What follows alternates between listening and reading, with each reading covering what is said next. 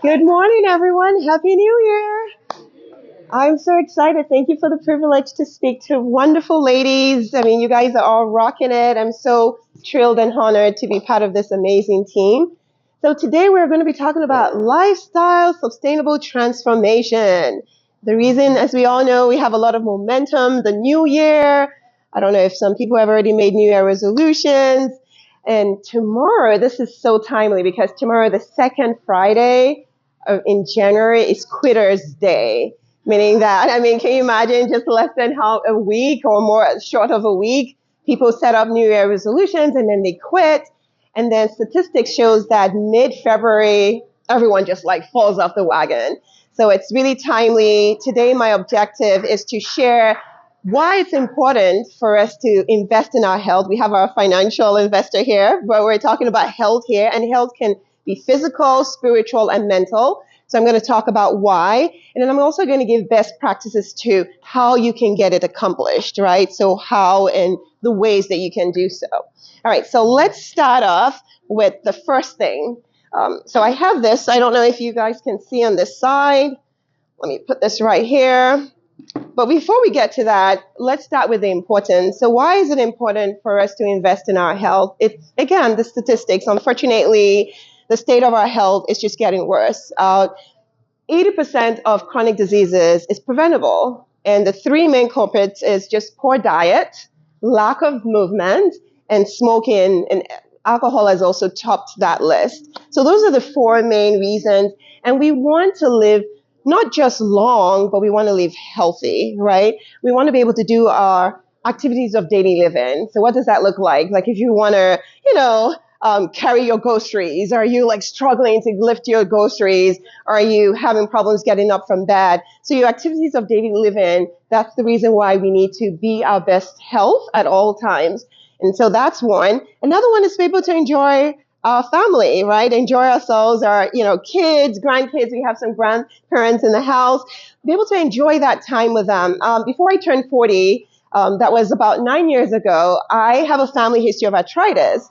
And with arthritis, just before turning 40, people told me, oh, once you turn 40, forget it. Your joints are going to be hurting. You can't get up. It's a struggle. And I said, yeah, no way. But little did I know that, yes, the moment I turned 40, my joints started getting weak. And this was because of the diet. So even though I eat healthy, I'm a sweet tooth. We grew up always having a dessert. And so the inflammation built up. And that was what happened. And I had to change and reverse all of that around to be able to feel good and strong. So those are the main reasons. So today you will see this sheet right in front of you. I want you to work with me here, and I want us to do this together. I want you to be engaged. The best doctor is in you. It's not the doctor that you see or the provider. You are your greatest healer. So I want us, as we go through these different pillars, the first one I want you to write somewhere there on the top, just before nutrition, is why. So I've shared a few whys, right? You want to live long. You want to be healthy. You want to be able to have fun with your kids. You want to decrease chronic diseases. And what do I refer to as chronic diseases? Diabetes, hypertension, cholesterol, dementia, which is on the rise now, kidney disease, cancer. All of these are preventable, right, through our habits and our lifestyle. So what is your why? Because if you don't write a strong why, and that why must not be because I want to fit into, I'm turning 50, like I'm going to be in December, and I want to fit into the best outfit. That's not going to be sustainable, right? So write that strong why. You want to decrease the medication that you're on. And this is a place where I always tell my patients, because I've lived it. I've been on 3 blood pressure medicines, 220/120, worst headache ever, on 3 medications, did not get it reversed until I got to the root cause of the issue. So genetics, yes, plays a role, but that's just 20% of the whole situation. 80% is your lifestyle and your behavior, and certainly the environment. So what is your why? Write that down. The second thing I want us to look at is your commitment. So these are the 6 pillars, all right? To summarize it, NES4. So nutrition is the foundation of everything. So for those of you right there, you see on your prescription, it says nutrition. I want to keep it very simple. This is a broad topic, but I have just about less than 5 minutes to go over it. Two things, keeping it simple. If all you do is make your plate balanced anytime you eat, you'll be 50% ahead of the game. Because 97% of us are just deficient in fiber-rich foods. Only 3% is eating the minimum requirement, which is about 25 grams. Yes, just 3%. So what does that look like? Your plate should always look like this. So half of your plate should have veggies. So if you don't like measuring things, like I don't like measuring things, who has time for that? Just make sure you have 2 fists. All right, every meal that you're having. And then the other half, you have 1 fist of your protein, which even though this says animal, it doesn't always have to be animal because plant protein also has not just fiber, but it also has all the nutrients that you need and the protein that you need. And then the other half right here is your carbs. I know carbs get a bad rep, but we're talking about whole grains, right? So whole grains, nothing taken out of it, nothing added to it. So this is the first rule in nutrition, making it balanced. So that looks like eat the rainbow, right? That means as many colors as possible. That will keep you decreasing your risk for chronic disease. The second aspect of nutrition is making sure that your food is minimally processed. So what does that look like? That means cutting back on fast foods, boxed foods, because all you get from those is high glucose, high sugar, bad cholesterol, and then you just have all sorts of salt increase, all right? So can you write on your sheet what you're committing to? I mean, this is, again, no judgment, just for you to say, you know your life, you know what you're doing. Just make those commitments. Now, physical activity is the second pillar. So I always say, motion is the lotion. So say that with me. Motion is the lotion. All right? So if we sit continuously and we don't move, we're going to be in pain, right? So moving, no matter how little. This is where I say it's not all or nothing. So we're all busy women. Not every day you can put in an hour or 30 minutes. At minimum, the recommendation by the American Heart Association is 30 minutes, 5 days a week.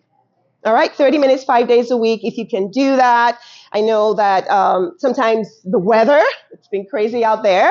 You can climb steps, walk around your home. Just keep moving. That's the key. And strength training is important. How many of us does any form of strength training? So, okay, awesome. Very good. It's important to strength train because as we age, the beautiful aging, 30 and above, we lose muscle. If you don't use it, you lose it. So even if it's just bands, just, 5 pounds, 8 pounds, start somewhere. Anyone can do 5 reps or 5 minutes. So that's movement. So write on your sheet what you're committing to doing. If you're not doing it, and if you are already, how can you bump it up a little? All right, stress management. Does anyone has a magic wand to get rid of stress here? Please let me know because I want to be your friend. So stress is here to stay, but there are different types of stress, right? So stress, the good stress where we have cortisol getting us to do the things that we need to do, when cortisol stays high for a continuous amount of time, that's the one that we don't want. That's chronic stress. All right. So we need to find ways to alleviate the stress, meaning breath work. I do a lot of breath work. That helped me reverse my hypertension, movement and breath work, and just releasing stress. So that could look like breath work. We wake up early in the morning, take those deep breaths in. So let's practice it. We're going to breathe in and let it out gradually. One more, in and let it out gradually. So how cool is that? So if we practice this on a regular basis, there's several types of breath work. There's box breathing. For the sake of time, box breathing just means you would inhale for 4, you hold, and then you exhale and you hold and you start all over again. So imagine a box by you. So breath work, that really helps. Just going out first thing in the morning, getting that sunlight into your eyes, that is so comforting. So things that you have in your toolbox that you're not waiting to when you're stressed to take on. Like Jamie, I know you you took time off, just to relax. We need to adapt that into our busy work schedule and don't wait to when the tank is completely empty to adapt that. So make it a day-to-day activity. All right, next one, we'll talk about sleep. Oh my goodness, sleep. How many of us are getting 7 to 9 hours of sleep? Okay, all right, very good. So even though the recommendation is 7 to 9, ideally I say 7 to 8 is your magic spot. you want to have restorative rest, all right? And what is key is between the hours of 10 and 12, if you can really sleep between that time, because you have your growth hormone at highest at that point and your melatonin is highest at that point. And so everybody sleeps. I mean, the mammals sleep. We're the ones that just stay in our way. I know I was staying in my way, especially before I opened up my practice, because I was really trying to fill the role that I had. And so I wasn't sleeping adequately. And it took me almost hitting the paveway on 285 to get a wake-up call that this is not benefiting me, it's not serving me, I can't fulfill my role as a doctor or a mom if I die on the highway because I'm not sleeping adequately. So just want to invite you to just take inventory of your sleep, see if you're sleeping on time. What things can you do to prevent you from waking up at night? So maybe you're drinking water close to bedtime, or maybe you're on your phone scrolling. All those things prevent your sleep from being strong and adequate to support your goals. All right, so that's sleep. Now we have two more. Social connections. I think we're all good at this. We are here. We come together. There's nothing like bonding with one another. We are social beings, right? And no man is an island. And did you know that social connection is linked to longevity, how long you live? Blue zones, they did a lot of studies there, and they found that people lived to their 100th year because they were all socially connected. So I want to encourage you this year more than ever, volunteer if you have to, whatever it is, find a group and, just work together. And then the last one is substance abuse. So those 6 pillars: substance abuse, cutting back on alcohol, cutting back on, just if you can stop altogether, but at least start by cutting back. Right? So those are the 6 pillars. So we've gone through 1, your why; 2, your commitment. Now 3 is what we want to talk about, SMART goals. And you've probably all seen this before, SMART goals. So you've written what you want to do, but how are you going to get it done? Because if you do not track, you're not going to get it done. If you don't measure it, it's not going to happen. So SMART goals, have you guys heard of SMART goals before? You're familiar with SMART goals? All right. So SMART goals, this is how you're going to make it happen. Right? By making sure that you're very clear about what you want to do. So like, for instance, if your nutrition, for my nutrition, I really want to add more fluids, water intake. I love to drink water, but I get busy. I do very well first thing in the morning, and the rest of the day just goes boom. I don't drink. So what do I want to do? I want to make sure that I have my container. I have a stop clock on my phone to remind me to drink water. So that's specific. What you want to do. How are you going to get it in? Measurable is how much water do I want to drink? Does anybody know how much water we're supposed to drink? Half your body weight, provided you don't have any kidney issues or any heart disease. So yes, so half your body weight, that's the ideal. But again, don't go from 0 to 100 and say, I'm going to do this. Let's start slow, but surely, we move up. So making sure that you measure it, attainable. That again, 0 to 100, that's where that is. So making sure that it's attainable and relevant. Why is it relevant to drink water? 70% of our body is made water. If you are not drinking, I promise you, your organs are not functioning well. You might feel like you're doing okay, but that's not optimal being. And when I drink water, I'm at my best. I have more energy. And then time bound. Time bound is, we have a 10-week transformation coming up. Jamie and Naomi, thank you guys for leading that. I'm excited because water is one of mine, because you guys are going to help me stay on top of that. So what's the time bound? Don't make it like the whole year I'm going to do this. Maybe say, let's start with the first 10 weeks, and then we do well, and then we move to the next. All right, so let's wrap it up with the next few things. After we make the why, the commitment, the SMART goals, what I have next is set yourself up for success. And the way you do that, again, form a group, join a group, like I'm joining a group. Make sure that you take away all the barriers, because they're going to happen. And if the barriers come, what is your backup plan? The weather is not the best. It's cold. So do you have a YouTube channel that you can do a walk? There's walk from home. There are tons of instructors online. Maybe get a buddy that can help you. And sometimes your buddy might not want to. So what is your backup plan? So you want to make sure you have your backup plan. And then celebrate. The last one I want to mention is celebrate your wins. I don't know about anyone, but I'm hard on myself. If I haven't really done like my 100%, I'm like, yeah, I haven't done good enough.